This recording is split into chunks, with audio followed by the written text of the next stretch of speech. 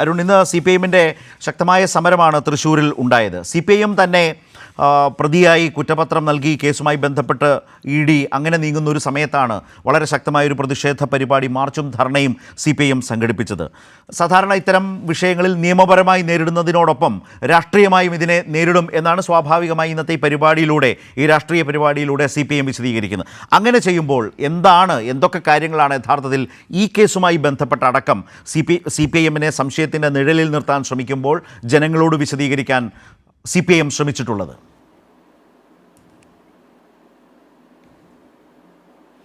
ശരതേ, കഴിഞ്ഞ 8-9 വർഷമായി കേന്ദ്ര ഗവൺമെന്റിന്റെ പ്രവർത്തനമെടുത്ത് പരിശോധിച്ചാൽ, ഒന്ന്, കേന്ദ്ര അന്വേഷണ ഏജൻസികളെ ദുരുപയോഗം ചെയ്ത് രാഷ്ട്രീയ എതിരാളികളെ ഇല്ലായ്മ ചെയ്യുക, അതോടൊപ്പം തന്നെ ഗവർണർമാരെ ഉപയോഗിച്ചുകൊണ്ട് BJP ഇതര സംസ്ഥാനങ്ങളിലെ ഭരണത്തിൽ നിരന്തര പ്രശ്നങ്ങൾ സൃഷ്ടിക്കുക, അതുപോലെ ഭരണം മുന്നോട്ട് കൊണ്ടുപോകാൻ പറ്റാത്ത സാഹചര്യം സൃഷ്ടിക്കുക, അതോടൊപ്പം തന്നെ BJP ഇതര സംസ്ഥാനങ്ങളുടെ സാമ്പത്തിക ഫെഡറലിസത്തിന്റെ ഭാഗമായി എല്ലാ തരത്തിലുള്ള വിഹിതം വെട്ടിക്കുറച്ച് ആ സംസ്ഥാനങ്ങളുടെ സാമ്പത്തിക അടിത്തറ തകർക്കുക എന്ന 3 നയമാണ് സംഘപരിവാർ നേതൃത്വം കൊടുക്കുന്ന BJP നേതൃത്വം കൊടുക്കുന്ന NDA സർക്കാരിന്റെ ഭാഗത്തു നിന്നും അടുത്ത കാലത്ത് നാം കണ്ടുകൊണ്ടിരിക്കുന്നത്.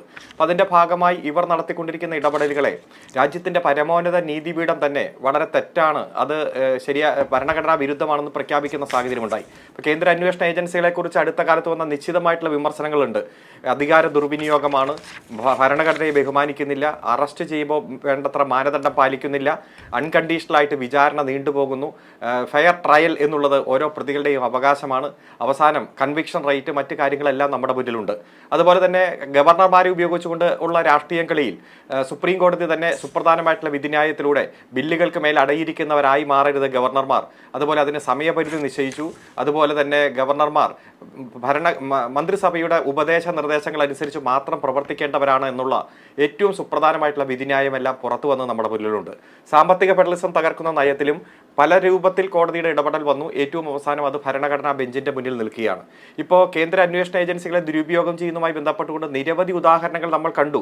ഇവിടെ സ്വർണ്ണക്കള്ളക്കടത്ത് മുതൽ എടുത്തു നോക്കിയാൽ കഴിഞ്ഞ 8-9 വർഷമായി നടത്തിക്കൊണ്ടിരിക്കുന്ന ഇടപെടലുകൾ, കേന്ദ്ര അന്വേഷണ ഏജൻസിയുടെ ഇടപെടൽ, ആ ഇടപെടലിന്റെ ഭാഗമായിട്ട് മാധ്യമപ്രവർത്തകർക്ക് വാർത്തകൾ ചോർത്തിക്കൊടുക്കൽ, മാധ്യമപ്രവർത്തകർക്ക് കഥകൾ മെനയാനുള്ള അവസരം കൊടുക്കൽ, പൊലിപ്പിച്ച് പല വിഷയങ്ങളും അവതരണം, അവസാനം അന്വേഷണ ഏജൻസി ഇടയ്ക്ക് വെച്ച് അന്വേഷണം നിർത്തിപ്പോകേണ്ടി വരുന്ന സാഹചര്യം, ഒരു തുമ്പുമില്ലാതെ പല കേസുകളും വഴിക്ക് വെച്ച് ഉപേക്ഷിച്ച് പോകുന്ന ഒരു സാഹചര്യമുണ്ട്. ഈ ഘട്ടത്തിൽ പ്രോസസ് ഇസ് ദ പണിഷ്മെന്റ് എന്ന രൂപത്തിൽ ഈ അന്വേഷണം എന്ന പ്രഹസനം നടക്കുമ്പോൾ സൃഷ്ടിക്കപ്പെടുന്ന കള്ളക്കഥകളും കള്ളവാർത്തകളും വ്യാജ ആരോപണങ്ങളും അതുപോലെ തന്നെയുള്ള അറസ്റ്റുകളും എല്ലാം ചോദ്യം ചെയ്യൽ എന്ന രൂപത്തിൽ വിളിച്ചു വരുത്തി മണിക്കൂറുകൾ, ദിവസങ്ങളോളം ചോദ്യം ചെയ്യലിന്റെ ഭാഗമായിട്ട് പീഡിപ്പിക്കപ്പെടുന്ന വാർത്തകളുമെല്ലാം പുറത്തു വന്നു.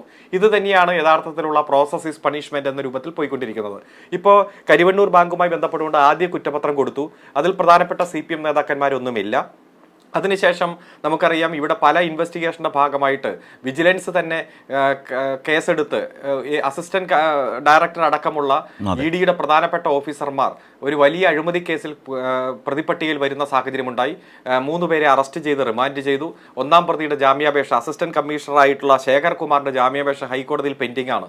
ഈ ഒരു സാഹചര്യത്തിൽ തങ്ങൾക്കുണ്ടായിട്ടുള്ള അപമാനവും കൃത്യമായിട്ടുള്ള തെളിവ് ശേഖരണത്തിന്റെ ഭാഗമായിട്ട് ഉണ്ടായിട്ടുള്ള ഭാവിയിൽ വരാൻ പോകുന്ന പ്രോസിക്യൂഷന്റെ ഭാഗമായിട്ടുള്ള ഗുരുതരമായിട്ടുള്ള ഫലങ്ങളും മുന്നിൽ കണ്ടുകൊണ്ട് ധൃതി പിടിച്ച് കരിവണ്ണൂർ ബാങ്കിന്റെ 2-ാം കുറ്റപത്രം കൊടുക്കുന്നു.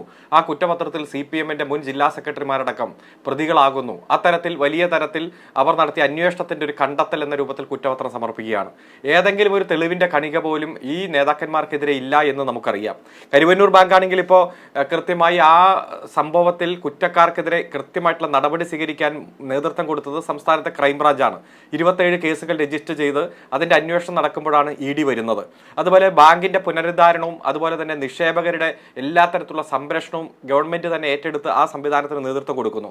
അതുപോലെ Kerala cooperative and welfare fund ബോർഡിൽ നിന്ന് 10 കോടി രൂപ കൊടുത്ത് ആ ബാങ്കിനെ പഴയ പ്രതാപകാലത്തേക്ക് തിരിച്ചു കൊണ്ടുവരാൻ വേണ്ടിയിട്ടുള്ള ഇടപെടൽ ഗവൺമെന്റ് നടന്നു.